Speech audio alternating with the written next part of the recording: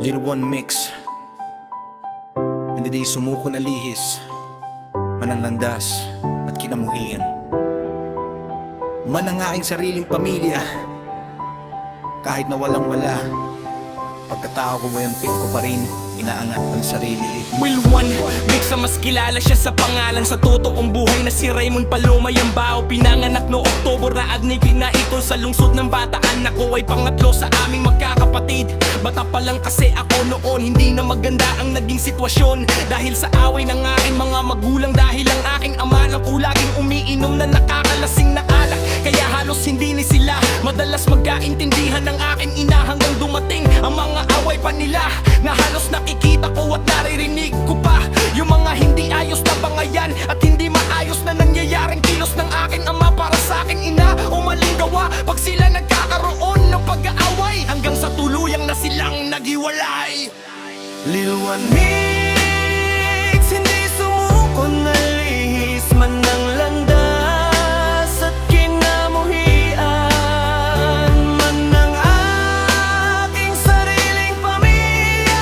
Kahit na walang-wala ang pagkatao ko ngayon, pilit ko pa rin inangat ang sarili ko. Umabot ko na sa ikatlong antas pa lamang ng aking pag-aaral sa eskwelahan ng elementarya. Simula noon madalang na rin ako maging masaya dahil sa murang edad magulo na ang aking kaisipan. Lalo na pag nakakakita ako ng ibang bata na kumpleto ang pamilya. At masaya lalo't nakikita ko pa nakita ang paghihirap ng aking ina para sa pagpapalaki sa aming tatlong magkakapatid na nag-aaral lahat. Mag-isa lang siya na kumakayod sa trabaho, pagmamanukarista at nangungupahan lamang po kami noon.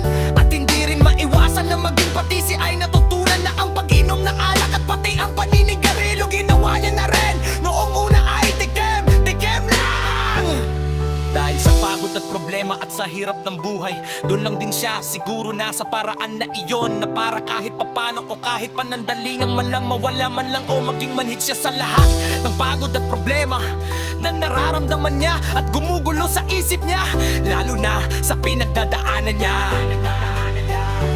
Lil One Mix, hindi sumuko na lihis man ng landas at kinamuhian man mang aking sariling pamilya. Kahit na walang-wala ang pagkatao ko ngayon, pilit ko pa rin inangat ang sarili ko. Noong simula ang galit ko para sa aking ama at yung trauma na nakita ko sa panahong nagtatalo sila ng aking ina. Yung galit dahil nakita ko din ang kasi ang naging resulta ng ginawa niya sa aming pamilya. Dahil din sa murang edad ng aking ina, nagpareta binawian na siya ng buhay dahil sa pagod at stress. Nasamahan pa ng alak at paninigarilyo. Ayon rin kasi ang dahilan kung bakit sa edad na 40 inuha na ang kanyang buhay. At matagal din siya pinahirapan ng kanyang sakit. Kaya dahil doon din po nabuo ang unang kong prinsipyo at tuman nangako ako sa babae walang iba kundi sa aking ina na hindi ko ihahalin tulad ng mabubuo kong pamilya tulad na nangyari sa amin o ginawa ng aking ama. Lil One Mix.